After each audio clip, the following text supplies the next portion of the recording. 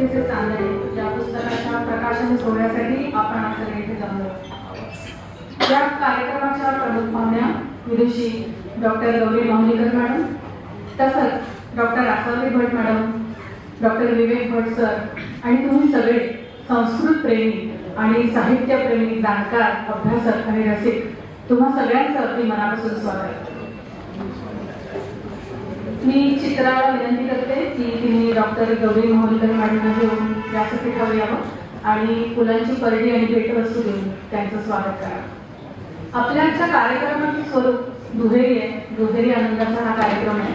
चित्राच्या पुस्तकाचं प्रकाशन आणि डॉक्टर गौरी माहुलीकर मॅडमचं व्याख्यान असं हे दुहेरी स्वरूप आहे. आधी आपण व्याख्यान ऐकूया आणि नंतर पुस्तक प्रकाशनाचा समारोप करूया.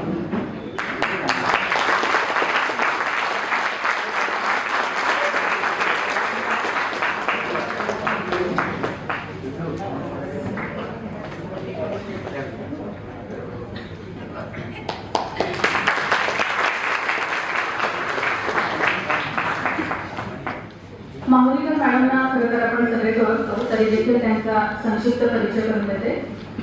चिन्मय इंटरनॅशनल फाउंडेशन केरळ इथे त्या शैक्षणिक संचालक म्हणून सध्या कार्यभार सांभाळत आहेत. यापूर्वी चिन्मय विश्व विद्यापीठ येथे कार्यवाहक कुलगुरू, मुंबई विद्यापीठ येथे संस्कृत विभाग प्रमुख आणि Gurudev Tagore chair of comparative literature Mumbai इथे विभाग प्रमुख अशा जबाबदाऱ्या त्यांनी अतिशय समर्थपणे केलेल्या आहेत. आजवर त्यांची 8 पुस्तकं आणि हिंदी, संस्कृत, मराठी, इंग्रजी अशा वेगवेगळ्या भाषात 150हून अधिक शोध निबंध त्यांचे प्रकाशित झाले आहेत. Vedic elements in Puranic mantras and rituals या विषयावरील प्रबंधासाठी त्यांना PhD प्राप्त आहे आणि त्यांच्या मार्गदर्शनाखाली तब्बल 18 विद्यार्थ्यांना PhD मिळाली आहे. स्टॅनफोर्ड, कोलंबिया, हार्वर्ड अशा विख्यात विद्यापीठांमध्ये आणि देश-विदेशातील परिषदा आणि व्याख्यानमालांमध्ये विशेष निमंत्रित व्याख्याता म्हणून त्यांची उपस्थिती आहे. ओपन लर्निंग फॉर ऑल अर्थात ओला नावाची एक सिरीज आहे यूट्यूबवर आणि त्यांची यूट्यूबवरील इतर व्याख्यानं आमच्यासारख्या विद्यार्थ्यांसाठी आणि जिज्ञासूंसाठी कायमच मार्गदर्शक ठरलेली आहे. म्हणजे तुम्हाला देखील जर संस्कृत संबंधी कोणतीही उत्सुकता असेल, जाणून घ्यायचं असेल, तर मी तुम्हाला सांगेन की तुम्ही ओला सिरीज नक्की ऐका आणि नुसतं गौरी माहुलीकर मॅडम टाईप केलं तरी सुद्धा जी व्याख्यान ऐका त्यातलं कुठलंही व्याख्यान ऐका, तुम्ही आनंदात चिंब भिजून जाल. मॅडमना अनेक पुरस्कार मिळालेले आहेत. काही थोड्यांचीच नावं घेते. रामकृष्ण अवॉर्ड, गुरु गौरव पुरस्कार, कवी कुलगुरू कालिदास संस्कृत साधना पुरस्कार, आदि शंकराचार्य पुरस्कार, सावित्रीबाई फुले पुरस्कार, तसंच मध्य प्रदेश शासनातर्फे आदि शंकराचार्य फेलोशिप ही त्यातली आहे. तर आपण व्याख्यानाने आपल्या कार्यक्रमाची सुरुवात करूया. मी माहुलीकर मॅडमला विनंती करते संस्कृतातील वर्षागान या त्यांच्या व्याख्यानाला त्यांनी प्रारंभ करावा. या देवी सितपंकजा सनवरा सीनाक्षमाला करा, वीणा झंकृती नष्ट सर्व जडता स्नेह प्रफुल्लानना, या वाक्यार्थ पद प्रमाण विभवा या सर्व भाषात्मिका, तां वाचामधिदेवतां भगवतीं वंदे सदा भारती. ऋग्वेदापासून ते आतापर्यंत म्हणजे साधारण 14व्या 16व्या शतकापर्यंत संस्कृत साहित्य जे निर्माण झालं तर त्याच्यातला थोडासा धांडोळा घेण्याचा प्रयत्न मला अर्धा तास दिलेला आहे ना, बरोबर? तर तसा थोडासा प्रयत्न ह्याच्यामध्ये करते. तर मुळात धरित्रीला नवजीवन देणारा हा पाऊस, हा पर्जन्य हा लहा पिता, भूमी आमची माता आहे आणि पर्जन्य आमचा पिता आहे, ही भावना ऋग्वेदापासून रुजलेली आहे. आणि मुळात हा पिता त्याच्या पर्जन्य धारांनी जेव्हा सिंचन करतो भूमीवर, तेव्हा जणू काही ते वीर्यस्खलन किंवा रेतो सिंचन होतं आणि त्याच्यातून ती गर्भिणी राहते आणि सुफला सुजला अशा प्रकारची ही पृथ्वी प्रसवते विविध अंगांनी, अशी सुंदर कल्पना त्याच्यात केलेली आहे. तर ही अतिशय समृद्ध परंपरा आपल्याला दिसते आणि त्याच्यात हा हिरवाईचा शृंगार धरित्रीला चढवणारा हा पर्जन्य पिता त्याचं एक सूक्त 5व्या मंडलात ऋग्वेदाच्या, तर त्याच्यात असं छान वर्णन केलेलं आहे. रथीव कशया अश्वान अभिक्षिपन आविर्दूतान कृणते वर्षाः दूरात् सिंहस्य स्तनथा उदीरते यत्पर्जन्यः कृणुते वर्षं नभः. यदा पर्जन्यः नभः वर्षं कृणुते नाम करोति. जेव्हा पर्जन्य सर्व अवकाश, सर्व आकाश हे न भाती इति नभः, काळ्या ढगांनी व्यापृत झालेला आहे, नभमेघांनी आक्रमिले अशी अवस्था आहे. न भाती, सूर्य दिसत नाही तेव्हा ते आकाश म्हणजे नभ आहे. आणि समंता काशते दीप्यते असं जेव्हा आकाश शब्द आपण वापरतो तेव्हा तो सूर्याच्या उजेडांनी किरणांनी झळाळणारं दैदिप्यमान असा आकाश.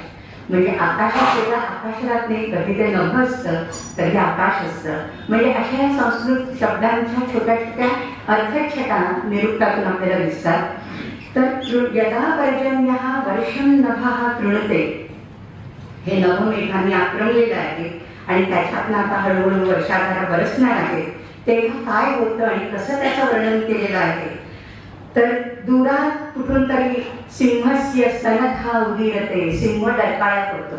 ढगांचा जेव्हा इथे गडगडाट होतो की तेव्हा सिंहाला वाटतं आपला कोणतरी प्रतिस्पर्धी आलेला आहे, म्हणून तो प्रतिस्पंद देतो, प्रतिध्वनी जणू काही त्याच्यातनं उमटतो आणि ते सिंहाचं गर्जन आहे. म्हणजे मेघाच्या गर्जनेला दिलेला प्रतिसाद आहे अशी कल्पना आहे त्याच्यामध्ये. आणि तो आपल्या दूतांना घेऊन येतो. पर्जन्याचे दूत म्हणजे वारे आहेत, धारा आहेत, मरुद्गण आहेत. म्हणजे ऋग्वेदामध्ये तर पर्जन्याचे अनेक साथीदार आहेत. तर ह्या सर्वांना घेऊन जो तेव्हा येतो तेव्हा काही दृश्य होतं नाही का. रथी व कशया अश्वान, ज्याप्रमाणे रथी आपल्या घोड्यांचे लगाम खेचतो आणि मग हवा तिथे जातो, त्याप्रमाणे पर्जन्य मरुतांच्या माध्यमांनी आपल्या ढगांचे लगाम खेचतो आणि मग हवा तिथे बरसतो. अशा प्रकारची एक उपमा या पर्जन्य सूक्तात ऋग्वेदाच्या दिलेली आहे. त्याच पुढे सूक्तात असं म्हटलंय, इतकं सुंदर प्रत्येक आधी वर्णन केलंय. प्रवाता यांती, वारे जोराचे वाहत आहेत, सोसाट्याचे वारे वाहत आहेत. पतयंती विद्युतः, विजांचा चमचमाट, इथं वीज पडली तिथं वीज पडली. पतयंती विद्युतः. ओषधीः जीहते पिन्वते स्वहा. जीहते ओषधीः, ओषधीः वनस्पती, सर्व वनस्पती अशा तारून वर येतात. एक पाऊस पडला की जिथं तिथं अगदी छोट्या दगडांच्या फटीमध्ये काही कण पडलेले असतात, कुठेतरी गवताचं बी पडलेलं असतं, ते कसं अंकुरतं, कसं रुजतं आणि तळात रोपं येतात, वरती अंकुर येतात. उच्छिलिंग्राम महीम असं कालिदास त्याला म्हणतो. ठिकठिकाणी ह्या छत्र्या उगवतात नाही का, मशरूम्स. तर हे जीहते वनस्पतीः औषधीः पिन्वते स्वाहा. आणि अंतरिक्ष हे पाण्याने भरून जातं. पिन्वते स्वाहा, प्याई हा धातू आहे त्याच्यामध्ये. आपल्याला सर्वांना माहिती आहे पिनो देवदत्तः दिवान भूते, त्याच्यातला जो पीन शब्द आलेला आहे तो या प्याई धातूचं त्यक्त निष्ठांत रूप आहे, कबूलधारीचं रूप आहे. पिन्वते स्वाहा. इरा विश्वस्मै भुवनाय जायते. विश्वस्मै भुवनाय, विश्व हा शब्द ऋग्वेदामध्ये सर्व ह्या सर्वनामाच्या बदली येतो. म्हणजे सर्व हे सर्वनाम ऋग्वेदात फारसं वापरलं जात नाही, तिथे विश्व वापरतात. शृण्वन्तु विश्वे अमृतस्य पुत्राः, हे सर्व जे समोर बसलेले आहेत. O you the children of immortality, listen to me. शृण्वन्तु विश्वे. तर विश्वस्मै भुवनाय जायते इरा, पृथ्वी सर्वांसाठी, फक्त मनुष्य मात्रांसाठी नव्हे तर सर्व भूतमात्रांसाठी अन्न निर्माण करते. इरा याचा अर्थ एक पृथ्वी आहे आणि इरा याचा अर्थ अन्न पण आहे, कारण जी पृथ्वी निर्माण करते ते.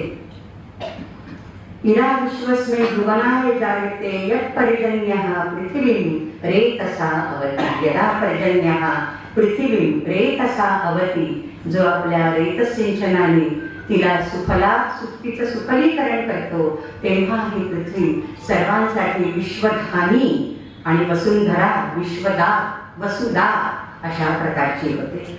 तर हे ऋग्वेदातलं वर्णन आहे. त्याच्यानंतर किष्किंधा खंडामध्ये रामायणाच्या एक वेगळी कल्पना येते बरं का.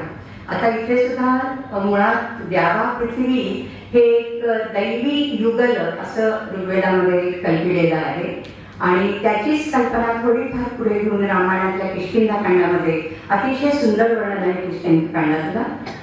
तर त्याच्यामध्ये असं दिलेलं आहे की सूर्यकिरणांनी 9 महिने समुद्राचं जलरूप गर्भ धारण केलेलं आहे आणि ते आकाशही माता आहे. कारण द्यौहू हा शब्द संस्कृतात स्त्रीवाचक स्त्रीलिंगी आहे. द्यौहू हा शब्द स्त्रीलिंगी आहे. त्याच्यामुळे सा द्यौहू प्रसूते ही आकाशमाता म्हणजे द्यौहू द्युलोक आकाशमाता प्रसूते ती रसायन किं प्रसूते रसायनम प्रसूते. हे रसायन म्हणजे पर्जन्य. ही आकाशमाता जो गर्भधारण करते तर गर्भधारण करण्याच्या प्रक्रियेत तिला सहाय्य कोण करतं? नवमास धृतम गर्भम भास्करस्य गभस्थिती. भास्करस्य गभस्थिती म्हणजे सूर्याच्या किरणांनी हे तिला मदत केलेली आहे. तिची फलधारणा त्याच्यामुळे झालेली आहे. पीत्वा रसम समुद्राणाम समुद्राचं सगळं जल पिऊन अशा प्रकारे ही आकाशमाता. हे सर्व किती वैज्ञानिक आहे नाही का की पूर्ण ह्या जलाचं बाष्पीभवन होतं आणि मग ते सर्व सूर्याच्या बिंबामध्ये सर्व पाणी एकत्रित केलं जातं आणि मग ते धूमज्योतिस्सलिलमरुतां सन्निपातः असे होऊन त्याचे विढोक बनतात आणि मग त्याच्यातनं पाऊस पडतो नाही का. ही सर्व वैज्ञानिक जी शृंखला आहे त्याचा फक्त थोडासा उल्लेख इथं केलाय. पीत्वा रसम समुद्राणाम द्यौ प्रसूते रसायनम. आणि मग ही अमृततुल्य पावसाच्या रूपाने त्या पर्जन्यरूपी बालकाला जणू काही जन्म देते. आकाशरूपी माता ही सर्व रूपक आणि उत्प्रेक्षा ही कवी प्रतिभा आहे, वाल्मिकीची प्रतिभा आहे. आणि ही प्रतिभा हे असं प्रत्येकाने वर्णन त्याच्यानंतर प्रतिभेचं नंतर येतं की विद्युत पटाका सबलाकमाला. हा मला वाटतं श्लोक अनेक लोकांना माहिती असेल.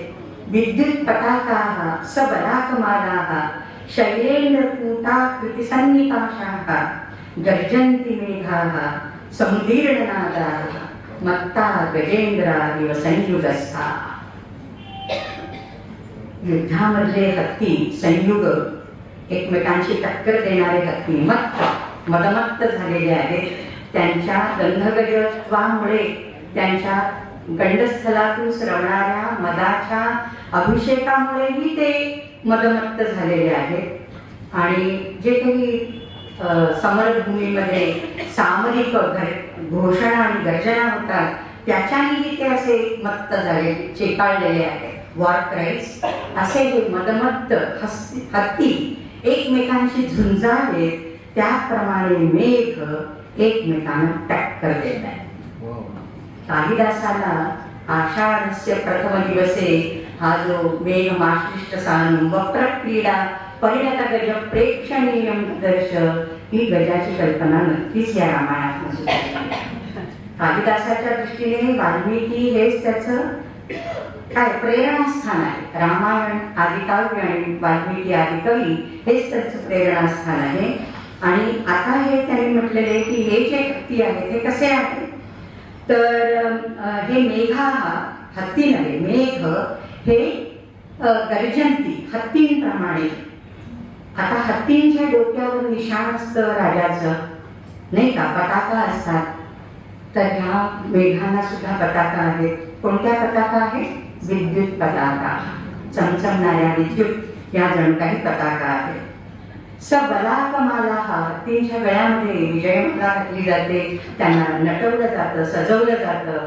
तर ह्यांच्या गळ्यात मेघांच्या गळ्यात कोणत्या माला आहेत तर त्यांच्या बाजूने जाणाऱ्या ह्या बलाक पक्षी बगळ्यांची माळ फुले, बगळ्यांची माळ फुले. तशी बगळ्यांची आवली मेघाच्या बरोबर जाते जेव्हा मेघ दिसतो. कालिदासही नंतर असंच वर्णन करतो. आणि मग त्याचं कुठेतरी प्रतिबिंब आचार्यांच्या भाष्यात आपल्याला दिसतं की स्तनयित्नु रवश्रवणात बलाका गर्भम धत्ते. किती वेगळी आणि अद्भुत कल्पना आहे. स्तनयित्नू म्हणजे मेघ, स्तनयित्नू रव श्रवणा, त्याचा आवाज ऐकून म्हणजे ढगांच्या गडगडाटाचा ध्वनी ऐकून बलाकेला गर्भधारणा होते. ती गर्भधारणा व्हावी म्हणून बलाका त्याच्या संगे संगे जाते. त्याच्या बरोबर का जाते बलाका? कारण ह्याच्यातून गडगडण्याच्या आवाजातून तिला गर्भधारणा होते. तिचं जीवन मुख्य फलित होतं आणि म्हणून ती ढगांची मेघांची साथ सोडत नाही असा उल्लेख आचार्यांनी पण केलाय भाष्य ग्रंथामध्ये. ब्रह्मसूत्र शांकर भाष्यामध्ये हा उल्लेख आपल्याला येतो. म्हणजे आपण खरंच असं या काही कवी संकेत जे असतात ना ते फक्त कवींपुरते मर्यादित नाही राहत, ते सगळं समाजाभिमुख होतात. आचार्य पण त्यांना सुटत नाही. त्यामुळे आचार्यांच्या भाषातही हा उल्लेख कुठेतरी आपल्याला आढळतो. तर सबला कमाला विद्युत पताका सबला कमाला शैलेंद्र कूटा कृतिसन्निकाशाः. मोठे मोठे हत्ती असे महाकाय, जणू काय असे एकावर एक असे शिळा रचलेले आहेत. महाकाय प्राणी आता डायनोसॉर गेल्यानंतर हत्तीच आहे आपल्याकडे, नाही का? त्याच्यामुळे असा आणि काळा कभिन्न हत्ती असे एकावर एक शिळा ठेवलाय, असा एवढी उंची त्याची 15 फूट वगैरे. तर हे मेघ सुद्धा असे एकावर एक थर रचल्यासारखे काळे कभिन्न, काळा मेघ आणि पांढरा मेघ तर खांडेकर आठवले असते, नाही का? तर हा काळा मेघ कारण त्याच्यात पाणी आहे, पांढऱ्या मेघात काहीच नाहीये. शरदिन वर्षती गरजती वर्षती वर्षासु निस्वनो मेघ, नाही का? तर त्याच्यामुळे हा काळा आहे कारण त्याच्यात पाणी आहे साठलेलं. तर हा काळा मेघ शैलाकृती, शैल म्हणजे डोंगर, तर शैलेंद्र कूट त्याची रास कूट, शैलेंद्र कूटा कृती सन्निकाशा सन्निभाहा म्हणजे एकावर एक शिळा रचलेल्या ठेवलेल्या ते कसं दिसेल त्याप्रमाणे ते हत्तीही दिसतात, मेघ दिसतात. जी सर्व वर्णनं आहेत ती हत्तींना पण लागू आहे, मेघांना पण लागू आहे. आणि गर्जंती मेघा समुदीर्णनादा असे अतिशय प्रत्येकाने वर्णन वाल्मिकी करतात. आणि इथून कालिदासाला मेघ म्हणजे हत्ती ही कल्पना सुचली असावी, स्फुरली असावी. आणि मग अजून एक अतिशय सुंदर श्लोक रामायणात येतो. वहंती वर्षंती यथासंख्य अलंकाराचं उदाहरण म्हणून आपण हा श्लोक नेहमी देतो. वहंती वर्षंती नदंती भांती ध्यायंती नृत्यंती समाश्वसंती नद्यो घना मत्त गजावनांता प्रिया विहीना शिखिना प्लवंगा. वरती काही क्रियापद आहेत, खाली काही कर्तृपद आहेत. तर प्रत्येक क्रियापद हे खालच्या त्याच क्रमाने करता लागतं. वहंती नद्या, नद्या वाहू लागतात. वर्षंती घनाहा, घन मेघ वर्षाव करू लागतात. नदंती मत्तकशाहा, आवाज करायला लागतात, ट्रम्पेटिंग. वनांताहा भांती, वन उपवन सुंदर दिसायला लागतात, हिरवीगार नटते वनराई. प्रिया विहीनाहा ध्यायंती, जे प्रियापासून दूर आहेत आणि प्रिय करापासून दूर आहेत ते दोघंही मूळतः प्रिया विहीनाहा, ते ध्यायंती, ते प्रियेचं ध्यान करत राहतात. उदात्त धीरोदात्त रामासारखा राम, वाल्मिकीचा राम म्हणजे साहित्यातला भौबुद्धीचा वगैरे नाही, वाल्मिकींचा राम इतका गलित गात्र होतो. म्हणजे रामाला तो म्हटलं म्हणजे तो माझ्या जवळचाच आहे बरं, म्हणजे असं कोण आक्षेप घेऊन नये का असं काही नाही. तर तो इतका गलित गात्र होतो आणि त्याला असं वाटतं की ही इथे वर्षा माझी प्रिया माझ्या जवळ नाही आहे आणि तिला पळवलं तर कोणी रावणाने. रावण असतो महान शत्रू अपार प्रतिभाती, तो अपार आहे, इनविन्सिबल आहे, कसं त्याचं कार्यकृत्य करू शकणार आहे. एक तर मी एकटा आहे, मला कोणी सोबत नाहीये आणि असं करून तो अश्रू ढाळू लागतो. मग लक्ष्मण त्याला धीर देतो. अशी सर्व वर्णनं कृष्णीला काढण्यात रामाची पुण्य. तर प्रिया विहीनाहा ध्यायंती शिखिनः नृत्यंती, शिखी म्हणजे मयूर हे नृत्य करतात. आणि समाश्वसंती प्लवंगाः, प्लवंगाः म्हणजे कपी वानरसेना, समाश्वसंती ते आपापल्या झाडांवर व्यवस्थित राहतात. तर महाकवी कालिदासाने म्हणजे हे महाकवी आदिकवी वाल्मिकी असं वर्णन केल्यानंतर मग मेघदूत म्हणा, ऋतुसंहार म्हणा, किंवा नंतरच्या काव्यांमध्ये मृच्छकटिका दुर्दिनाचा अख्खा अंक आहे, नाही का, 5वा अंक. अशी इतकी सुंदर सुंदर वर्णनं याच्यामध्ये आली आहे. मला वाटतं जेव्हा आपण वर्षागान करतो तेव्हा वर्षा ऋतूचं वर्णन संस्कृत साहित्यात कसं कसं प्रतिबिंबित झालंय, कोणी कोणी कशा कशा उपमा, उत्प्रेक्षा, रूपक त्याच्यामध्ये घातलेली आहेत आणि काय कल्पनेच्या भराऱ्या घेतलेल्या आहेत हे पाहणं हे जरा रंजक वाटतं. तर आणि हा काळ केवळ कसा आहे ना की एक तर पुनर्मिलनाचा आहे. काही कामासाठी, व्यवसायासाठी पुरुष मंडळी दूर गेलेली आहेत, यात्रेसाठी गेले, व्यवसायासाठी दूर गेलेले आहेत. मग ते परत कधी येणार तर वर्षा ऋतूत परत येणार. कारण वर्षा ऋतू हा दुस्सह आहे, प्रियेशिवाय आणखी उत्कंठा वाढवणारा आहे, दुस्सह आहे आणि म्हणून वर्षा ऋतूत परत यायलाच हवं. आणि म्हणून त्या पल्ली योषिता वगैरे पण महाभारतात आपल्या मेघदूतामध्ये आला का काळा ढग म्हणजे माझा प्रिय करता येईल. ढगाकडे शेतकरी जसा आस लावून बसतो आणि बघत राहतो आकाशाकडे, तशाच ह्या स्त्रियाही बघत राहतात की आता हा काळा ढग दिसला आकाशामध्ये म्हणजे माझा प्रियकर पुन्हा घरी येईल. तर हे जे हा जो ऋतू आहे तोच मुळात विरह म्हणजे प्रेम आहे, त्याच्यात विरह झालेला आहे प्रेमी युगलांमध्ये, त्यांचं पुनर्मिलन. त्यामुळे आशा निराशेचा खेळ आहे, त्याच्यामध्ये उत्साह आहे, प्रतीक्षा आहे, तारुण्य आहे, थोडं दैन्य आहे, अशा विविध भावनांनी असं नटलेला असा हा ऋतू आहे. म्हणजे संस्कृत साहित्यात अलंकारशास्त्राच्या भाषेत सांगायचं झालं तर वेगवेगळे उद्दीपन विभाव आणि वेगवेगळे संचारी भाव किंवा व्यभिचारी भाव त्याच्यामध्ये ओतप्रोत भरलेले असतात. त्यामुळे ते केवळ ढग, विजा, पाऊस, पाणी याचं केवळ एक नैसर्गिक काहीतरी एक नॅचरल फिनॉमिनन याचं वर्णन आहे असं कुठेच संस्कृत साहित्यात आपल्याला आढळत नाही. तर मानव आणि निसर्ग यांच्यातलं एक अजोड नातं दिसतं आणि निसर्गाचं केलेलं मानवीकरण ह्याच्यातून आपल्याला आढळतं. तर ऋतुसंहारातलं एक वर्णन बघूया. जसं वाल्मिकींनी वर्णन केलं तशा प्रकारचं एक वर्णन, पण त्याच्यात त्यांनी त्याला योद्धा म्हटलेलं आहे. वसंत पण योद्धा आहे आणि हा पण राजा आहे पर्जन्य. समागतो राजवत उद्यत घनागमः कामिजन प्रियः प्रिये. हे प्रिये, हा घनागम हा मेघांच्या आगमनाचा काळ आलेला आहे आणि हा कामीजनांना अत्यंत प्रिय असा हा ऋतू आहे.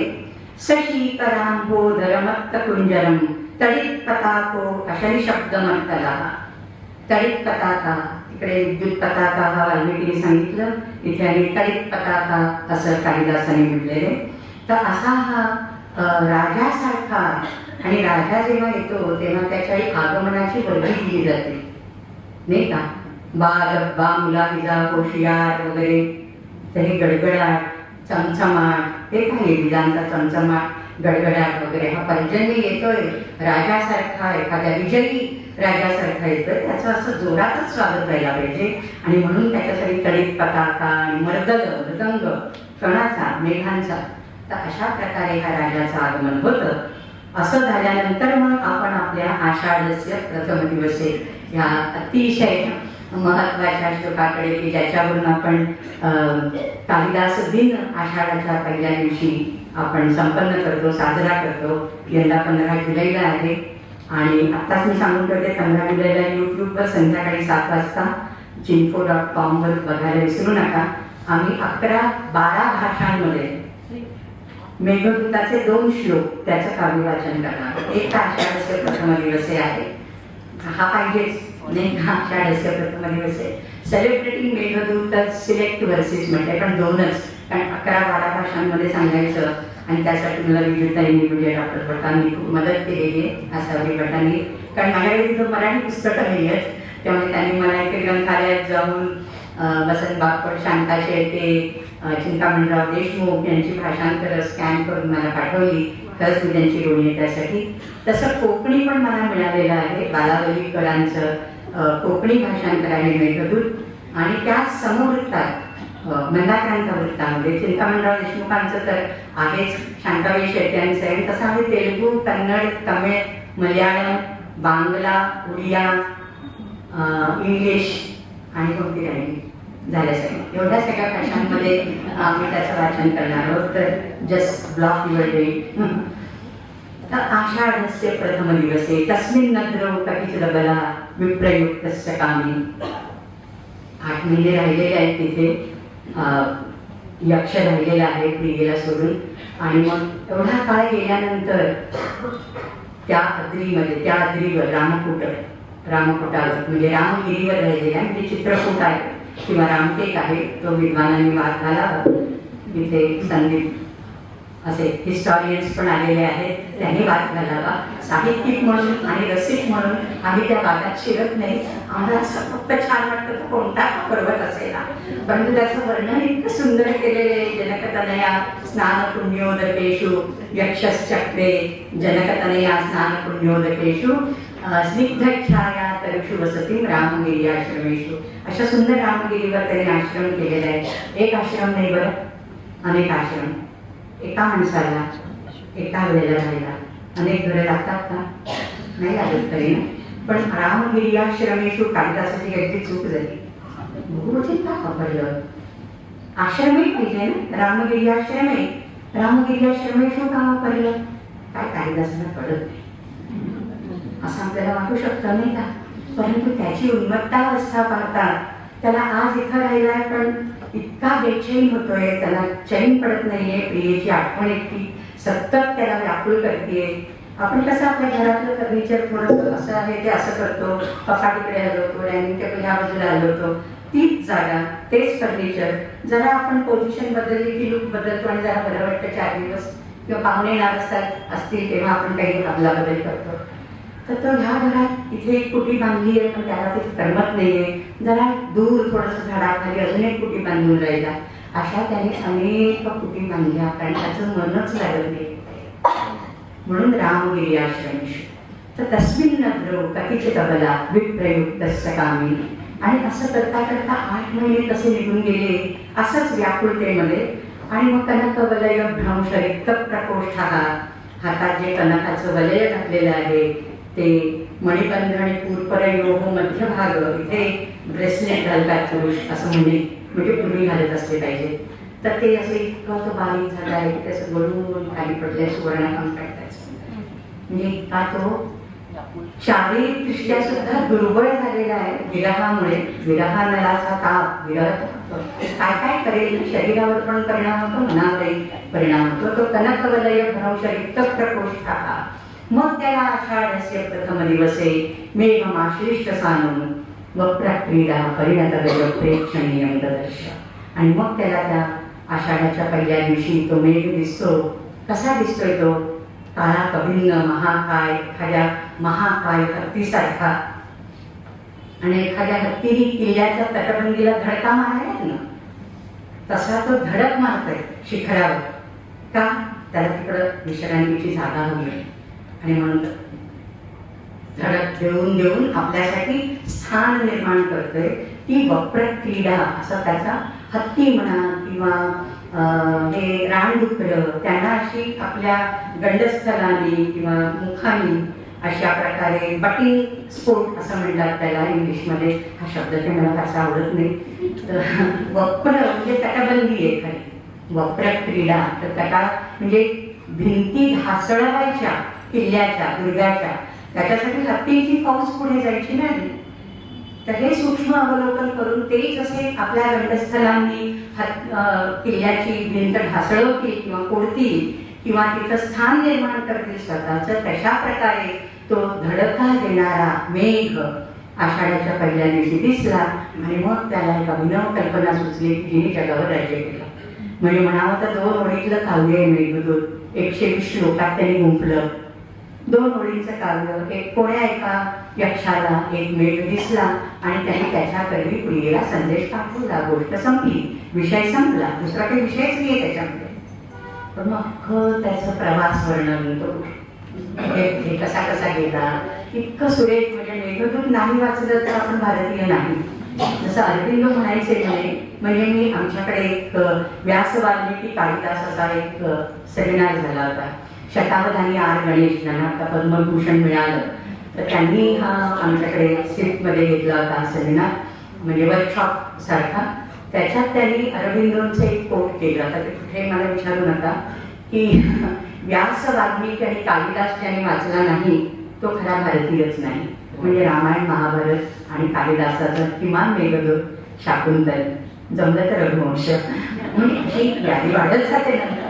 परंतु अगदी छोट्यापासून सुरुवात करायची ना मेघदूत तरी. आणि म्हणून मला वाटतं मेघदूताचं भाषांतर नाही अशी एकही भारतीय भाषा नाही, एकही भारतीय भाषा नाही. म्हणजे मी इतरही वैदेशिक भाषा पण मिळू शकल्या असत्या मला, जर्मन वगैरे. माझ्याकडे एक जर्मन जाणणारा मुलगा आहे, परंतु मी ते घेतलं नाही. का आपल्या भारतीय भाषांमध्ये इतकी समृद्धी आहे की आता आणखी कशा विदेशाकडे बघायचं आहे आपल्याला, नाही का. असो, तर मेघात वक्र क्रीडा परिणत गज प्रेक्षणीयम ददर्श. आणि मग त्याला अत्यंत असोशीने तिची इतकी आठवण झाली की मेघ पाहिला आणि माझी प्रिया माझ्याजवळ नाही. प्रिया आज माझी नसे साथ द्यायला, नाही का. तर प्रिया जवळ नाही याचं इतकं दुःख झालंय त्याला. आणि अशा दुःखात काय होतं तर त्याचे छोटंसं वर्णन कालिदास करतो. आणि मग त्यालाच अनुलक्षून पुढचं एक मी अमृतला पण एक छान श्लोक सांगेन तुम्हाला. अतिशय माझ्या आवडीचा श्लोक येतो सुद्धा. मेघालोके भवती सुखिनोप्यन्यथा वृत्तिचेतः सुखिनः अपि अन्यथा वृत्तिचेतः भवती. अगदी सुखी माणसं सुद्धा मेघ पाहिल्यानंतर एक कशिश, एक तळमळ, आपला जवळचा माणूस कोणी नसेल जवळ तर भेटण्याची अशी आतुरता जशी मनात निर्माण होते. तर जो खरंच दूर आहे प्रियेपासून त्याच्या मनाची काय परिस्थिती होत असेल. कैमुती कन्याय किमुत असं म्हटलं की कैमुती कन्याय होतो. कंठाश्लेष प्रणयिनी जने किं पुनर्दूर संस्थे. जिला आलिंगावं अशी आपली प्रिय पत्नी ती जर खूप दूर असेल तर काय बरं होईल त्या माणसाचं.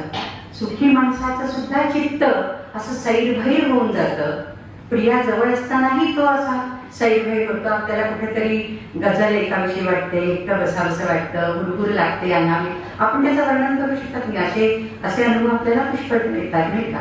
तर ज्याची प्रिया दूर आहे त्याला किती बरं मानसिक क्लेश होत असतील. तर अशा प्रकारचं वर्णन तो करतो. मला वाटतं ह्याच्यानंतर दुर्दिनाकडे जायच्या आधी मी शृंगार शतकातलं अमरूचा तो श्लोक मी म्हटलं मला आवडतं तो आधी येते. कारण दुर्दिनाचं वर्णन इतकं मोठं केलेलं आहे. त्याच्यातले काही 2 श्लोक मी काढू शकते. मी श्लोक लिहून आणले कारण मला आठवणार नाहीत सगळे म्हणून. तर शृंगार शतक भर्तृहरी, अमरू भर्तृहरीच्या शृंगार शतकातला हा श्लोक आहे. पियदुपचित मेघम भूमयो कंदलेन्यः वियत आकाश उपचित मेघा. म्हणजे मेघांची दाटी झाली. उपचित चिनोती म्हणजे गोळा करणे, चय राशी. उपचित जवळ जवळ जवळ जवळ आले. नभ मेघांनी आक्रमणे किंवा नभ उतरू आलं अशी अवस्था झाली. ढगाने भरलेले आकाश. वियद उपचित मेघम भूमयो कंदलिन्यः. भूमीवर जिथे तिथे छोटे छोटे असे अंकुर, आता आपण म्हटलं की दगडांच्या भेगातून सुद्धा अंकुर फुटतात. भूमयो कंदलिन्यः नव कुटज कदंबा मोदिनो गंधवाः. गंधवाः वायू, गंधम वहती असो. जो गंध वाहून नेतो तो वायू, त्या वायूमध्ये कुठले गंध मिसळलेले आहे. नव कुटज, नव्याने फुललेली पुड्याची फुलं, 4 पाकळ्यांची. पावसाळ्यामध्ये पुड्याचे गंध मिळतात. मोगरा मिळत नाही आपल्याला. ज्याची मोगरा मिळाला त्यात पाऊस नाही. तर नव कुटज आणि कदंब. कदंब म्हणजे नीप, नितराम पिबती. किती नीप हा, तो पुष्कळ पाणी पितो. तो नीप, नितराम पिबती असो नीप. तो पावसाच्या आरंभीच फुलतो. आणि तो फुलतो ना तर त्याचं वर्णन नंतर मेघदूतात सगळेच काही श्लोक मी सांगू शकत नाही इथे. पण त्याचं वर्णन इतकं सुंदर केलंय की अनेक वर्षांनी आपल्याला मित्र भेटला एखादा खूप जुना मित्र. आणि कशा आपण मिठी मारतो नाही का. आता मला 2-4 मैत्रिणी भेटल्या शाळेच्या आणि एकदम मिठी मारली वगैरे. खूप दिवसांनी आपण जुन्या मित्रमैत्रिणींना भेटलो की मिठी मारतो. अंगावर रोमांच येतात, आपल्या डोळ्यात अश्रू येतात, आनंदाश्रू असतात. तर मेघांचं आणि वृक्षांचं नातं किंवा मेघांचं आणि पर्वतांचं नातं हे थोडंफार असंच आहे. तर तो पर्वत जो आहे निचई नावाचा पर्वत आहे. तर त्या पर्वतावर जेव्हा हा विसावायला जातो, म्हणजे नर्मदेच्या पलीकडे गेल्यानंतरची गोष्ट आहे, दशावतार गेल्यानंतरची गोष्ट, तर तेव्हा तो आगमनामुळे ह्याच्या मेघाच्या आगमनाने तो निचई पर्वत इतका फुलतो, अंगोपांगी फुलतो, त्याचे इतके रोमांचित होतं अंग की ते रोमांच कदंबाच्या पुष्पाच्या माध्यमातून व्यक्त होतं. कदंबाचे जे पुष्प आहेत, कदंब बोलक न्याय असा एक न्याय आहे त्याच्यावर, का तुम्हाला त्यांच्या कोशामध्ये सुद्धा तो मिळेल. म्हणजे कदंबाचं हे फूल आणि ते पिकून ते खाली पडलं की त्याला अत्यंत वाईट वास येतो, फाऊल स्मेल येतो. परंतु जेव्हा ते फुलतं असे काटे आलेले असतात अख्ख्या अंगभर. एखादा बॉल घेतला टेनिसचा आणि त्याला असे छोटे छोटे स्पाइक्स लावले तर कसं दिसेल, तसा कदंब दिसतो. तुम्ही कदंब बघा, गुगल करून सुद्धा पाहिलाही असेल. इथं मुंबई विद्यापीठात छोटा कोणी दाखवायची विद्यार्थ्यांना म्हणून सुरुवातीला जेव्हा मेघडून शिकवायची, हा कदंब आहे म्हणून. तर हे कदंबाचे असे स्पाइक्स आहेत, अंगावर रोमांच आले तसे केस उभे राहतात आपले. तर पर्वताला रोमांच आले, अख्खं अंग त्याचं रोमांचित झालेलं.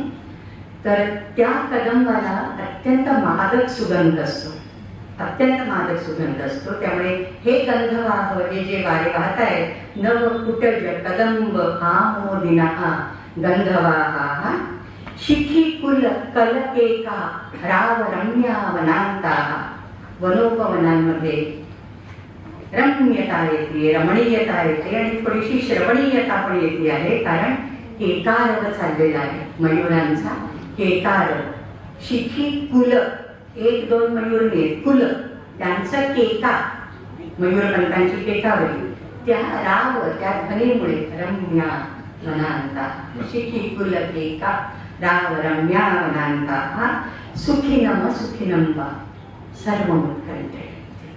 सुखी असो किंवा नसुखी असो, हे सर्व वर्णन सर्वांनाच उत्कंठित करतं. मग कामी जनांची काय अवस्था, परत कैवती कन्या. मग आता आपण थोडंसं शूद्रकाकडे येऊया. अर्धा तास व्हायला आलेला आहे, 25 मिनिटं झालेली आहे. तर वसंत सेना शूद्रकाची अभिसारिकेच्या रूपात त्याला भेटायला निघालेली आहे. तो दिवस, तो दुर्दिन, हा 5वा अंक शूद्रकाच्या मृच्छकटिकातला. आणि मेघगर्जना चाललेली आहे आणि अभिसारिकेला मार्ग दाखव असं मेघदूतातही वर्णन आहे. विजेच्या प्रकाशाने हे मेघा, अभिसारिका जेव्हा आपल्या प्रियकरांना भेटायला जाते त्यांना गडगडाट करून घाबरवू नकोस, न भाग्य एका, उलट थोडासा तुझी जी पत्नी आहे विद्युत तिचं स्फुरण कर, म्हणजे त्यांना मार्ग तरी दिसेल अंधारामध्ये, असं मेघदूतातही वर्णन आहे. तर ही घनघोर वर्षा चालली आहे, मेघगर्जना चालली आहे, विजांचा चमचमाट, अनेक उत्तम उत्प्रेक्षा रूपक आणि खच खच भरला आहे अलंकारांचा ह्याच्यामध्ये. तर त्याच्यात एक असा श्लोक आहे, गर्जन्ति शैल शिखरेषु विलंबिलंबाः मेघा वियुक्त वनिता हृदयांकाराः येषां रवेण सहसोत्पतितं सहस उत्पतितैर्मयूरैः खं गीच्यते मणिमयैः इव तालवृन्तैः. मागे आपण बघितलं की राजासारखा येतो हा. राजाला असे छत्र चामर ढाळतात, पंखा, तालवृंत म्हणजे पंखा, तालाच्या पानांचा पंखा केलेला आहे. तालवृत्तैहि बीजते, आणि हे तालवृत्त मणिमय आहेत. राजाला जर आपण पंखा करायचा असेल तर मग ते साधे नुसते बेताचे चाळणार नाही, त्याला मणी बिणी जळवलेले पाहिजे. तर मयूर जेव्हा आपला पिसारा फडफडतात तर त्यांचे जे काही विविध रंग आहेत ते जणू काही मणिमय तालवृत्त आहेत आणि त्याच्याने ते पावसाचं स्वागत करतात, असं सुरेख वर्णन त्याच्यामध्ये केलेलं आहे. आणि मग परत त्याच काही कल्पना कशा स्थिर चिरस्थायी असतात. पवन चपल वेगः स्थूलधार धारा शरौखः, धारा कधी कधी अशा जोरात आदळतात की जणू काही शरप्रपात होतोय, बाणांचा वर्षाव होतोय असं वाटावं.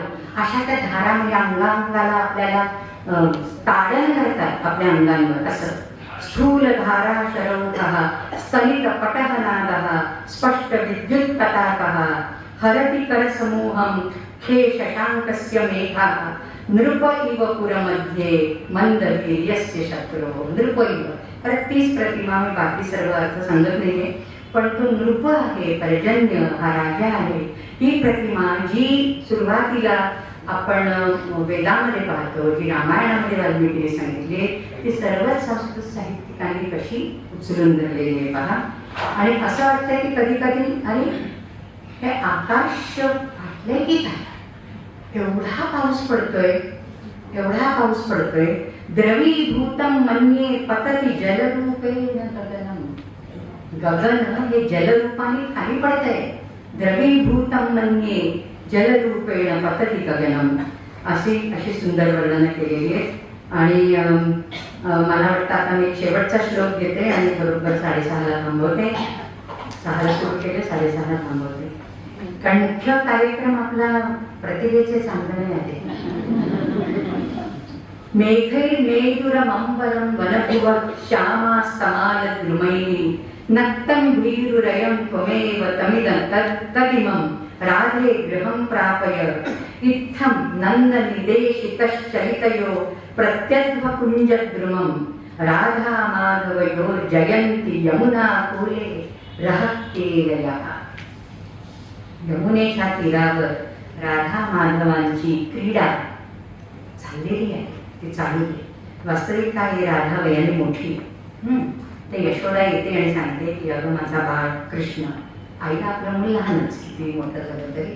त्याच्यामुळे ती त्याला सांगते की भीरू हा घाबरटे जरा, रात्र झाली आहे, नात्तम रात्र झालेली आहे, हा भीरू आहे.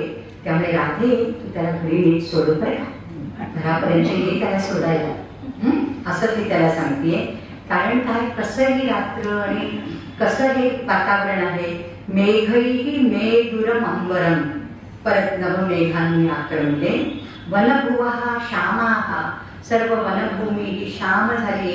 हळूहळू सूर्याचे किरण निघालेले आहेत, त्याच्यामुळे वनभूमी पण शांत झालेली आहे.